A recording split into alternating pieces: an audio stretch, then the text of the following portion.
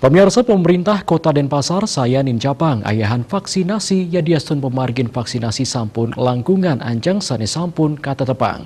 Katureksain pemargin vaksinasi tahap ke pertama sampun kanto 1,1%.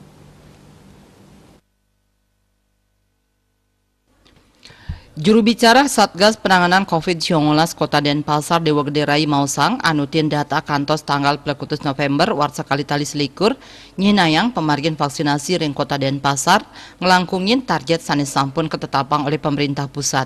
Indik pemargin vaksinasi tahap pertama inucap sampun kantos 1,1%, raris ring pemargin vaksinasi tahap kaping kalih kantos 1,1%.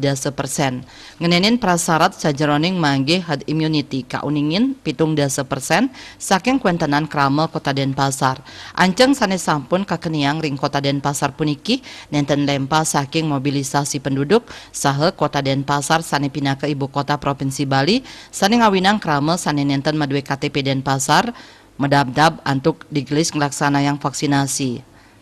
Nyelehin kanan inucap paiketan Pemkot Denpasar staterajak maut sahe ngicen ayahan majeng Kramel sane jagi ngelaksana yang vaksinasi.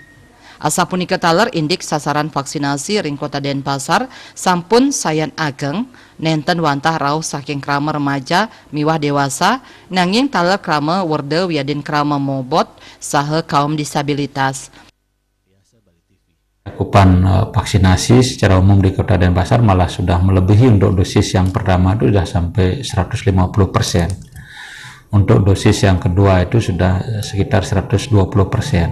Jadi ya ini memang ada warga yang terutama yang non KTP Denpasar kita juga lakukan vaksinasi di Kota Denpasar sehingga datanya melebihi. Tetapi juga tetap kalau ada warga masyarakat yang datang ke Paskes atau fasilitas kesehatan yang ada di Kota Denpasar kita tetap layani baik di rumah sakit maupun di puskesmas. Ringgalah pungkuran sasaran vaksinasi taler pacang katujuang majeng siswa SD anutin kewijakan pemerintah pusat. Nampenin indike inucap pemerintah Kota Denpasar sampun sayage melarapan data tur makudang-kudang infrastruktur penyokong program vaksinasi. Riase Bali TV.